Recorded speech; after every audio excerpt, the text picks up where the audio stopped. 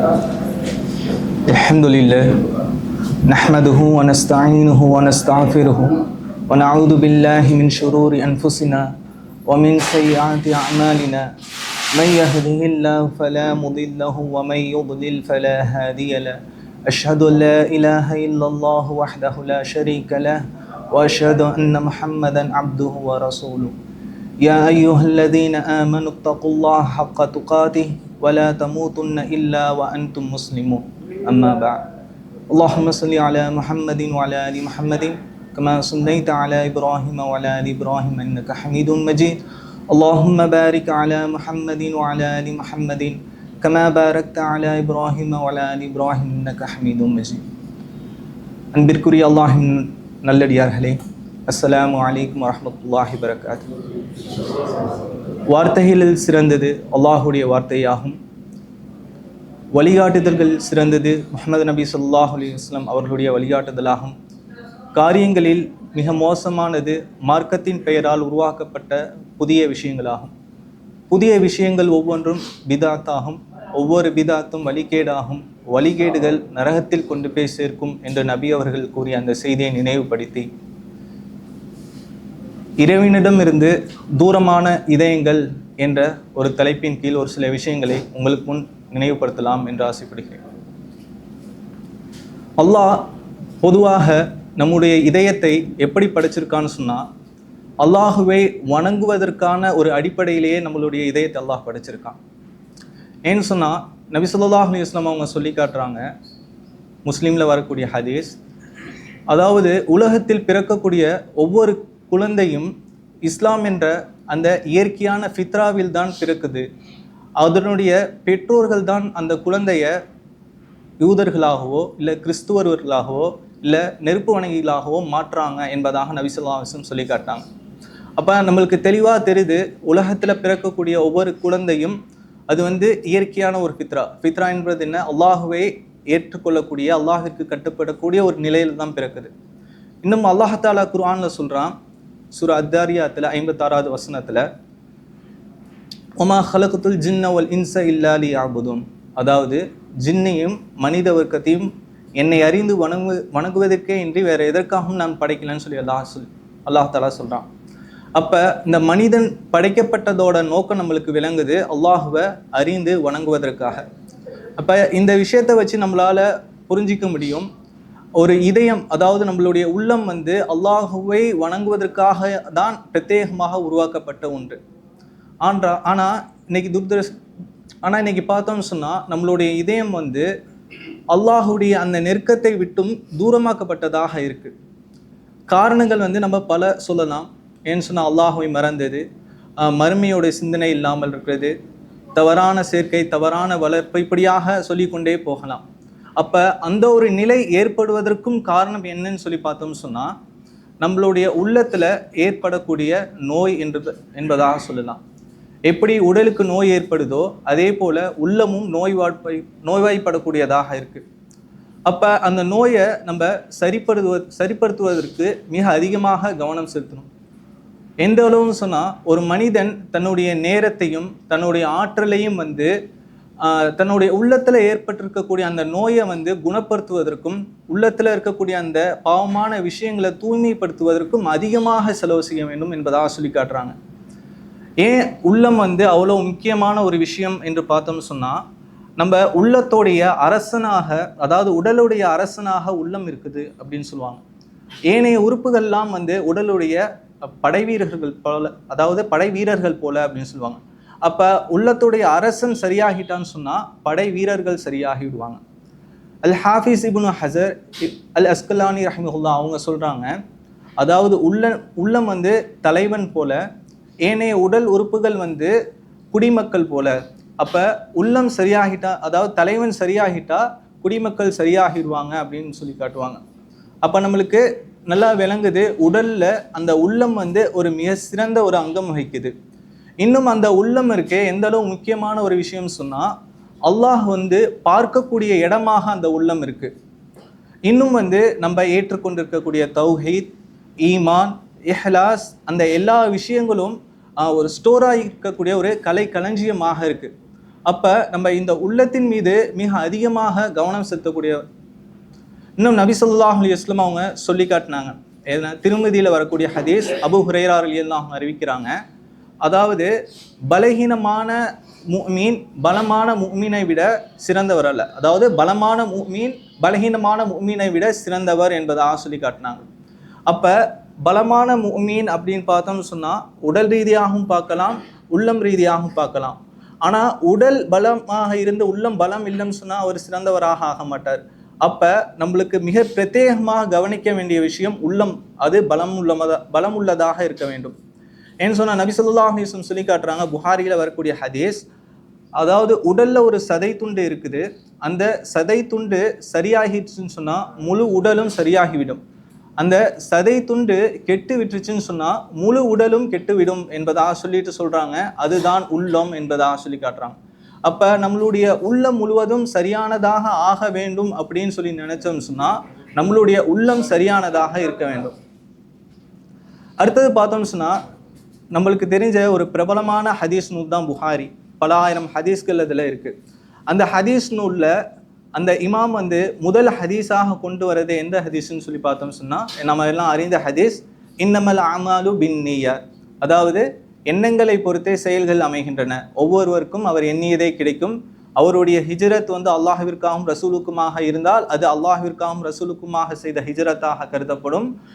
எவருடைய ஹிஜ்ரத் உலகத்திற்காகவும் ஒரு பெண்ணிற்காகவும் இருக்குமோ அது அதற்காக செய்ததாகவே கருதப்படும். அப்போ நம்மளுடைய செயல்கள் எதை வச்சு அங்கீகரிக்கப்படுதுன்னு சொன்னால் நம்மளுடைய எண்ணத்தை பொறுத்து தான். நம்ம எல்லாம் பல கிளாஸில் அட்டன் பண்ணியிருப்போம். அதாவது நம்மளுடைய வணக்க வழிபாடுகள் அல்லாஹ்விடத்தில் ஏற்றுக்கொள்ளப்படுவதற்கான 2 நிபந்தனைகள் என்னன்னு சொல்லி பார்த்தோம்னு சொன்னால், முதல் நிபந்தனை இஹ்லாஸ், அது அல்லாஹ்விற்காக செய்யப்பட்டதாக இருக்க வேண்டும். 2வது விஷயம் என்னன்னு சொல்லி பார்த்தோம்னு சொன்னால் நபியோட வழி. நபி ஸல்லல்லாஹு அலைஹி வஸல்லம் அவர்கள் எந்த ஒரு முறைப்படி தன்னுடைய வழிபாடுகளை, அதாவது வணக்க வழிபாடுகளை நிறைவேற்றினாங்களோ அந்த முறைப்படி செஞ்சா சொன்னால் தான் அது அல்லாஹ்விடத்தில் ஏற்றுக்கொள்ளப்படும். அப்போ இதில் முதல் விஷயம் பார்த்தோம்னு சொன்னால் இஹ்லாஸ். அப்போ அந்த இஹ்லாஸ் என்பது ஏற்படக்கூடிய ஒரு இடம் தான் உள்ளமாக இருக்குது. அப்போ அந்த அளவு உள்ளம் முக்கியமானதாக இருக்குது. ஏன் உள்ளத்தில் அந்த இஹ்லாஸுங்கிற ஒரு சரியான விஷயம் இருக்க வேண்டும் சொன்னால், ஒருவேளை அந்த இஹ்லாஸ் என்பது சரி இல்லாமல் போய்விட்டால் என்ன ஆகும் சொல்லி பார்த்தோம்னு சொன்னால், இதே நபி ஸல்லல்லாஹு அலைஹி வஸல்லம் அவங்க அறிவிக்கக்கூடிய ஹதீஸ் திருமதி, நசாயி போன்ற நூல்களில் இடமாவது. அபூ ஹுரைரா ரலியல்லாஹு அன்ஹு அறிவிக்கிறாங்க. அதாவது நாளை மறுமை நாளில் அல்லாஹ் தஆலா 3 மனிதர்களை விசாரிப்பான். அவர்களை கொண்டு தான் நரக நெருப்பு மூட்டப்படும் என்பதாக சொல்கிறாங்க. அந்த 3 மனிதர் யாருன்னு சொல்லி பார்த்தோம்னு சொன்னால், முதல் மனிதர் மார்க்க அறிஞர், 2வது மனிதர் யாருன்னு சொன்னால் செல்வந்தர், 3வது மனிதர் யாருன்னு சொன்னால் ஷஹீத், அல்லாஹுடைய பாதையில் தன்னுடைய உயிரை தியாகம் செய்தவர். அப்போ இந்த 3 மனிதர்களும் இப்போ நம்ம இருக்கக்கூடிய துனியாவில் பார்த்தோம்னு சொன்னால் இஸ்லாமிய ரீதியாக எவ்வளோ ஒரு முக்கியமான ஒரு மனிதர்கள். அதாவது மார்க்க அறிஞர், அல்லாஹ்விற்காக நன்மையை ஏவி தீமையை தடுக்கக்கூடியவர். செல்வந்தர், அல்லாஹ்விற்காக தானம் தர்மம் செய்யக்கூடியவர். ஷஹீத், அல்லாஹுடைய பாதையில் போய் தன்னுடைய உயிரை தியாகம் செய்யக்கூடியவங்க. ஆனால் நாளை மறுமையில் இந்த 3 பேரை கொண்டு தான் நரகம் மூட்டப்படும். காரணம் என்னன்னு சொல்லி பார்த்தோம்னா, அவர்களுடைய செயல்பாடுகள் அவங்களுடைய இஹ்லாஸ் அல்லாஹ்விற்காக இல்லாமல் மாறாக மனிதர்கள் புகழ வேண்டும் என்ற அந்த ஒரு நோக்கம் இருந்ததுனால அல்லாஹ் அதற்கான நன்மையை வழங்காம இன்னும் அது தீமையாக கருதப்பட்டு அது நரகத்துக்கு கொண்டு போய் சேர்க்கக்கூடியதாக இருக்கு. அப்போ அந்த உள்ளம், அந்த இஹ்லாஸ் எவ்வளவு முக்கியமானது என்பதை நம்ம சிந்திச்சு பார்க்கணும். அப்போ நன்மை அது கிடைக்கிறது ஒரு பக்கம் இருக்கிறது போக அது தீமையாக கருதப்பட்டு அது பாவத்தில் கொண்டு போய் சேர்க்கக்கூடியதாகவும் இருக்கு. அப்போ இந்த விஷயத்துல நம்ம கவனமற்று இருக்கக்கூடாது. அப்போ உள்ளம் இவ்வளோ ஒரு முக்கியமான ஒரு விஷயமாக இருக்கு. இப்போ அடுத்தது பார்த்தோம்னு சொன்னால் உள்ளத்துடைய தன்மைகள், பண்புகள் அப்படின்னு பார்த்தோம்னு சொன்னால் உள்ளம் 2 தன்மைகளை கொண்டதாக இருக்குது. முதல் விஷயம் உள்ளம் தடம் புரளக்கூடியதாக, அதாவது ஒரு நிலையில் அந்த உள்ளம் இருக்காது, நிலைக்கேற்றவாறு மாறிக்கொண்டே இருக்கும். நபி ஸல்லல்லாஹு அலைஹி வஸல்லம் அவங்க சொல்லக்கூடிய ஹதீஸ் திருமதி, அஹ்மது போன்ற நூட்களில் பதிவாகுது.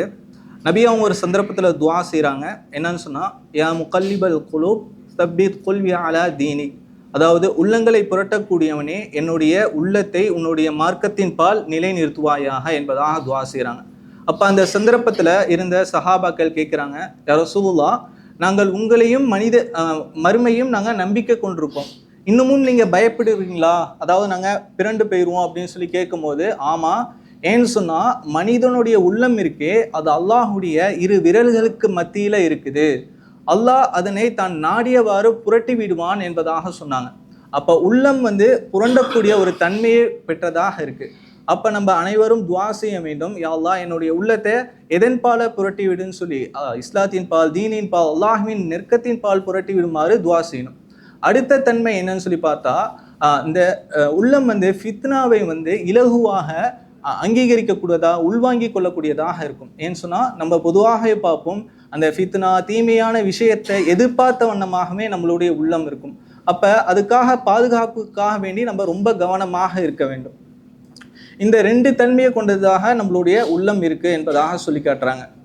அடுத்த விஷயம், நம்ம உள்ளத்தின் வகைகளை பத்தி பார்த்தோம்னு சொன்னா உள்ளத்தை 3 வகையாக பிரிப்பாங்க அறிஞர்கள்.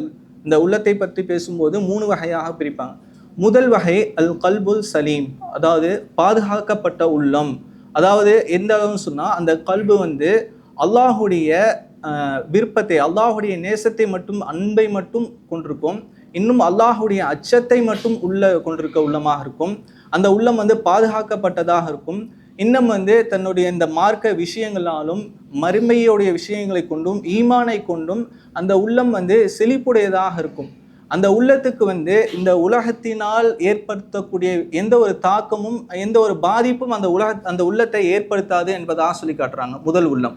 ரெண்டாவது உள்ளம் பார்த்தீங்கன்னு சொன்னா அல் கல்புல் மையத், அதாவது இறந்து போன உள்ளம்.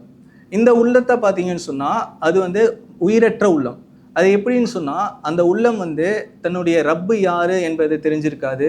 தன்னுடைய ரப்பை பற்றி அதுக்கு செய்ய வேண்டிய வணக்க வழிபாடை செய்யாது. தன்னுடைய உலக ஆசை மனோ இச்சைப்படி இந்த உலகின் பால வாழ்ந்து கொண்டிருக்கும். இன்னும் அல்லாஹுடைய பயமோ அல்லாஹுடைய பொருத்தமோ எதையுமே நோக்கமாக கொள்ளாம இந்த உலகம்தான் நோக்கம் என்பதை கொண்டு வாழ்ந்து கொண்டு இருக்கக்கூடிய உள்ளம், இது மரணித்த உள்ளம்.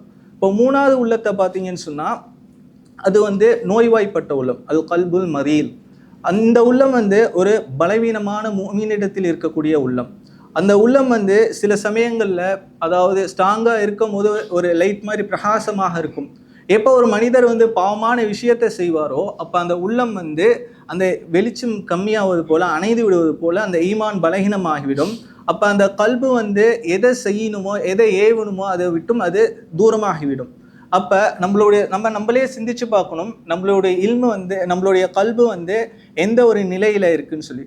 அப்போ நம்மளுடைய கல்பு ஒரு பலகீனமான நிலையில இருக்குன்னு சொன்னா அப்போ அதை எப்படி சரி செய்வது என்று பார்த்தோம்னு சொன்னா எப்படி உடலுக்கு ஏதாவது ஒரு பாதிப்பு நோய்வாய்ப்பட்டுன்னு சொன்னால் தன்னுடைய உணவை கொண்டு ஏனைய மருத்துவங்களை கொண்டு நம்மளுடைய உடலை சரி செய்கிறோமோ அதே போல் உள்ளத்தில் ஏற்படக்கூடிய நோய்களை நல்ல அமல்கள் பயனுள்ள கல்வியை கொண்டு சரி செய்யணும். இன்னும் இப்னுல் கய்யிம் ரஹிமஹுல்லாஹ் அவங்க சொல்கிறாங்க, 3 விஷயத்த சொல்கிறாங்க. உங்களுடைய உள்ளங்களை உயிர்ப்பிக்கக்கூடிய சாவிகள் 3 விஷயங்கள் இருக்குது. முதல் விஷயம் குர்ஆனை ஆழமாக சிந்தித்தல். ரெண்டாவது விஷயம் அல்லாஹுவை தனிமையில் தன்னை தாழ்மைப்படுத்தி அல்லாஹ்விடத்தில் வெளிப்படுத்துறது. மூணாவது விஷயம் பாவமான விஷயங்களை விட்டும் விலகி இருத்தல் அப்படின்னு சொல்கிறாங்க.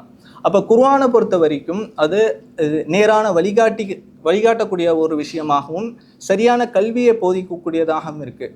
அப்போ நம்ம அதை பின்பற்றும் போது நம்மளுக்கு நேரான வழிகாட்டுதலும் கிடைக்கும், சரியான கல்வியும் கிடைக்கும். இன்னும் குர்ஆன அதனுடைய வார்த்தை, அதனுடைய அர்த்தங்கள், அது ஏவக்கூடிய சட்டங்கள், அதனுடைய தடைகள் எல்லாத்தையும் பின்பற்றுவது பரக்கத்தாகவும் ஒரு எழுத்துக்கு ஒரு நன்மை, அந்த ஒரு நன்மை 10 நன்மையை கொண்டதாக இருக்கும் என்பதாக சொல்லி காட்டப்படுறாங்க. அடுத்தது தனிமையில் அல்லாஹ்வை தன்னை தாழ்மைப்படுத்துதல்ங்கிறது வரும்போது தனிமையில் துஆ செய்வது, இஸ்திஃபார் செய்வது, இரவில் 3இல் ஒரு பகுதி இருக்கும்போது தஹஜ்ஜுடைய நேரத்தில் எழுந்து அல்லாஹ்விடத்தில் தனிமையில் துஆ செய்வது. அடுத்தது பாவமான விஷயங்களை விட்டு தவிர்ந்திருக்க வேண்டும். ஏன்னு சொன்னால் அந்த பாவமான விஷயம் உள்ளத்திற்கு விஷம் போன்றது என்பதாக சொல்லி காட்டுறாங்க. அப்போ அந்த உள்ளத்தை விஷமாக்கக்கூடிய அந்த பாவத்தை விட்டும் நம்ம தவிர்ந்து இருக்கணும். நபி அவங்க சொல்லி காட்டுறாங்க, திருமதியில் வரக்கூடிய ஹதீஸ், அபூ ஹுரைரா ரலியல்லாஹு அவங்க அறிவிக்கிறாங்க, ஒரு மனிதர் ஒரு பாவமான விஷயத்தை செய்யும்போது அந்த மனிதருடைய உள்ளத்தில் ஒரு கரும்புள்ளி ஏற்படுது. அந்த மனிதர் அந்த பாவத்தை உணர்ந்து அல்லாஹ்விடத்தில் தௌபா இஸ்திக்ஃபார் செஞ்சாருன்னு சொன்னால் அந்த கரும்புள்ளி அழிக்கப்படுது, மீண்டும் அந்த உள்ளம் சுத்தமாக ஆக்கப்படுது. அப்போ மீண்டும் அவர் பாவத்தில் ஈடுபடுறாரு. அப்படியே தொடர்ந்து செய்யப்படும் போது அவருடைய உள்ளம் வந்து கரும்புள்ளிகளால் சூழப்பட்டு அவருடைய உள்ளம் முழுவதும் இருளாக மாற்றப்படுது, கருமை புகுந்ததாக மாறுது. அப்படி மாறிடுச்சுன்னா என்ன ஆகும்னு சொன்னால், எது சத்தியம் எது அசத்தியம் என்பதை அறிய முடியாத ஒரு நிலைக்கு நம்மளுடைய உள்ளம் சென்றுவிடும். அல்லாஹ் அந்த நிலையை விட்டு நம்ம உள்ளத்தை பாதுகாக்கட்டும். அப்போ சலஃப்மார்கள் சொல்லுவாங்க, ஒருவர் நல்ல செயல் செஞ்சாருன்னு சொன்னால் அவருடைய இதயம் வந்து ஒளிப்படும், அவங்களுடைய முகம் வந்து ஒளிமயமாகும், அவங்களுடைய வாழ்வாதாரத்தில் பரக்கத் அபிவிருத்தி உண்டாகும், மனிதர்களுடைய உள்ளத்தில் அவர்களை பற்றி ஒரு நல்ல அபிப்பிராயம் ஏற்படும் என்பதாக சொல்லி காட்டுவாங்க. அதே மாதிரி ஒருவர் கெட்ட செயல்கள் செய்யும்போது அவருடைய இதயத்தில் வந்து என்னது ஒளி என்பது ஏற்படாது, அவருடைய முகத்தில் வந்து அந்த ஒரு வெளிச்சம் இல்லாமல் கருமை ஏற்படும். அதே போல் வந்து அவருடைய பொருளாதாரத்தில் அபிவிருத்தி என்பது இருக்காது. அதே போல் மனிதர்களுடைய உள்ளத்தில் அவரை பற்றிய அன்பும் ஏற்படாது என்பதாக சொல்லி காட்டுறாங்க. இன்னும் பயனுள்ள கல்வி இது போன்ற விஷயங்களை நம்ம செய்யும்போது இது வந்து நம்ம உள்ளத்தில் ஏற்பட்டிருக்கக்கூடிய நோய்க்கு வந்து மருந்தாக அமையுது. இன்னும் ஷேக் மக்தும் எஹ்சானி அவங்க வந்து அவங்களுடைய பதிவில் சொல்கிறாங்க, அதாவது மார்க்கத்தை விட்டும் தூரமாக்கக்கூடிய காரியங்களை விட்டும் நம்ம தவிர்ந்திருக்கணும். அதே மாதிரி நம்மளுடைய ஃபித்னாவை ஏற்படுத்தக்கூடிய விஷயங்களை விட்டும் நம்ம தூரமாக இருக்கணும். மரணத்தை பற்றி அதிகமாக சிந்திக்கணும், அதிகமாக அல்லாஹுவின் நினைவு கூறணும், அல்லாஹுடைய அச்சத்தை ஏற்படுத்தக்கூடிய நண்பரை தேர்வு செய்யணும். இந்த மாதிரியான விஷயங்களை அவங்க குறிப்பிடுறாங்க. அப்போ நம்மளுடைய உள்ளத்தை நம்மளுக்கே தெரியும், நம்மளுடைய உள்ளம் வந்து அல்லாஹுவின் நெருங்கிய உள்ளமாக இருக்கா இல்லை அல்லாஹை விட்டு தூரமாக்க உள்ளமாக இருக்கான்னு சொல்லி. அப்போ இந்த விஷயங்கள் எல்லாம் நம்ம பின்பற்றும் போது நம்மளுடைய உள்ளம் வந்து அல்லாஹுவிய நெருங்கிய உள்ளமாக மாறுது. நம்ம இப்போ இருக்கக்கூடிய இந்த ஒரு புனிதமான நாள் வந்து ஈதுல் அல்ஹாங்கிற பெருநாள் வரப்போகுது.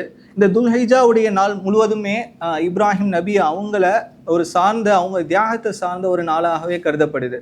அப்போ இப்ராஹிம் நபி அவங்களுடைய மற்றொரு பேர் என்ன அப்படின்னு சொல்லி பார்த்தோம்னு சொன்னால் ஹலீலுல்லா, அல்லாஹுக்கு மிகவும் நேசத்துக்குரியவர்கள் அப்படிங்கிற ஒரு பேர் இருக்குது. ஏன் அவங்க அந்த பேருக்குரியவங்களா அந்த பேர் கிடைச்சிச்சுன்னு சொன்னால், அவங்க அந்த அளவு ஒரு தியாகத்தை செஞ்சாங்க. அவங்க தன்னுடைய சிறிய பருவத்தில் தன்னுடைய தந்தை சிலை வணக்கம் செஞ்சாங்க. அப்போ அந்த சிலை வணக்கத்தை எதிர்த்தாங்க, தன் ஊரார்களை எதிர்த்து அவங்க தன்னுடைய இதயத்தை அல்லாஹின் பால் செலுத்தினாங்க. ஏன்னா இயல்பாக ஒரு மனிதர் தன் குடும்பத்தையும் தன் ஊரையும் விரும்புவாங்க. ஆனால் அவங்க அல்லாஹை விரும்ப அந்த ஊரை விட்டு வெளியேறினாங்க. அடுத்தது அந்த ஊர் மக்கள் அந்த நபியை வந்து அதாவது நெருப்பு குண்டத்தை ஏற்படுத்தி அந்த நெருப்பில் போடும்போது இறுதி வரையும் இப்ராஹிம் நபி யாரை சார்ந்திருந்தாங்க, அவங்க இதயம் வந்து எதனுடைய தொடர்பு நெருக்கத்தோடு இருந்துச்சுன்னு சொன்னால் அல்லாஹுடைய நெருக்கத்தோடு இருந்துச்சு. அல்லாஹ் வந்து இறுதியாக அந்த நெருப்புக்கு கட்டளை விட்டான். என்னது என்னாரி கூணு கல்வி சலாம அலா இப்ராஹிம், அதாவது என் நெருப்பே இப்ராஹிமுக்கு குளிர்ந்ததாக நீ சுகமளிக்கக்கூடியதாக ஆகிவிடுன்னு என்று அந்த நெருப்புக்கு நேரடியாக அல்லாஹ் கட்டளையிட்டான். அப்போ அடுத்த விஷயம் பார்த்தா அவங்க வந்து தன்னுடைய குடும்பம் தனக்கு பல நாள் வெயிட் பண்ணி கிடைச்ச அந்த குழந்தையே அல்லாஹுடைய கட்டளை வந்துச்சு, போய் ஒரு பாலைவனத்தில் விட்டுட்டு போனாங்க. அல்லாஹுடைய கட்டளை போயிட்டு தங்களுடைய மனைவி தன்னுடைய குழந்தையை விட்டுட்டு திரும்பி கூட பார்க்காம வந்தாங்க. அப்போ நம்முடைய நிலைமையை சிந்திச்சு பார்க்கணும், நம்முடைய உள்ளம் இப்போ அல்லாஹுவை நெருங்கியதாக இருக்கா இல்லை இந்த மாதிரியான ஒரு சூழ்நிலை வரும்போது நம்ம எப்படி செயல்படுவோம். அப்போ அடுத்த விஷயம் பார்த்தோம்னு சொன்னால், அந்த இப்ராஹிம் நபி தன்னுடைய மனைவியையும் தன்னுடைய பிள்ளைகளையும் அந்த வனாந்தரத்தில் விட்டுட்டு வந்துட்டு அல்லாஹ்விடத்தில் துவா செய்கிறாங்க. என்ன துவா செய்கிறாங்கன்னு சொல்லி பார்த்தோம்னு சொன்னால், யா அல்லாஹ் வந்து என்னுடைய குடும்பத்தை வந்து உன்னுடைய இந்த வீட்டினுடைய அருகில் விட்டு செல்கிறேன். அந்த இடம் வந்து விவசாயத்துக்கு அற்ற இடமாகவும் ஒரு பள்ளத்தாக்கமாக இருக்குது. அப்போ ஃபஸ்ட்டு விஷயம் அவங்க கேட்குறாங்க, நம்ம என்ன கேட்போம் நம்மளே யோசிச்சு பாருங்கள். ஒரு எதுவுமே இல்லாத இடத்துல நம்ம அடிப்படையே தேவையை தான் கேட்போம். ஆனால் அவங்க கேட்டாங்க ஃபஸ்ட்டு விஷயம், இவர்களை உன்னை தொழக்கூடியவர்களாகவும் இவர்களை விரும்பக்கூடிய சில மக்களை இவர்களுக்கு ஏற்படுத்துவாங்க. ரெண்டாவது விஷயம் மக்களை ஏற்படுத்துது. மூணாவது விஷயம்தான் அவர்களுடைய உணவுக்காக துவா செஞ்சாங்க. அப்போ அவங்க ஃபஸ்ட்டு முக்கியத்துவம் கொடுத்தது அல்லாஹுவை வணங்குவதற்கான அந்த அல்லாஹுவை முன் வச்சு தான் அவங்களுடைய செயல்பாடுகள் எல்லாமே இருந்துச்சு. அப்போ நம்மளுடைய இதயத்தை வந்து முழுமையாக அல்லாஹுவை சார்ந்ததாக அல்லாஹுவிற்கு முக்கியத்துவம் கொடுக்கறதாக அப்படியாப்பட்ட இதயமாக தான் ஏற்படுத்திக்கணும், மாற்றிக்கணும். அடுத்த விஷயம் பார்த்தா, இப்போ இந்த நேசம் ஏற்பட்டுருச்சுன்னு சொன்னால் என்ன ஆகும்னு சொன்னால், இந்த நேசத்திற்குரியவர்கள் என்று நம்ம ஊரில் தனியாக ஒருத்தங்களை ஏற்படுத்தி அவர்கள் மூலியமாக தான் அல்லாஹுடைய நேசத்தை ஏற்படுத்த முடியும் அப்படிங்கிற ஒரு நிலை இல்லை. மாறாக நாம் ஒவ்வொருவரும் அந்த நேசத்திற்குரியவராக ஆக முடியும். அல்லாஹ் சூரா தௌபால சொல்கிறான், என்னுடைய நல்லடியார்கள், நேசத்திற்குரிய நல்லடியார்கள், அதாவது அவுலியாக்கள் யார் என்று சொன்னால் அவங்களுக்கு எந்த ஒரு பயமும் இல்லை, அவங்க எந்த ஒரு துன்பமும் படமாட்டாங்க. அவங்க யாருன்னு சொன்னால் உண்மையாக அல்லாஹுவை பயந்து நம்பிக்கை கொண்டு அல்லாஹுவை பயந்து நடக்கக்கூடியவர்கள். அப்போ உண்மையான நம்பிக்கையும் சரியான தக்குவாவும் தான் அல்லாஹுடைய நேசத்திற்குரிய வழியாக இருக்குது. எனவே இனி வரக்கூடிய காலங்களில் இது போன்ற நல்ல விஷயங்களை செய்து நம்முடைய இதயத்தை அல்லாஹுடைய நெருக்கம் கொண்ட இதயமாக மாறுவதற்கான முயற்சி செய்யும். எல்லாம் வல்ல அல்லாஹ் அதற்கு உதவி செய்யட்டும். வாஹிர் தாவானா அல்ஹம்துலில்லாஹி ரப்பில் ஆலமீன்.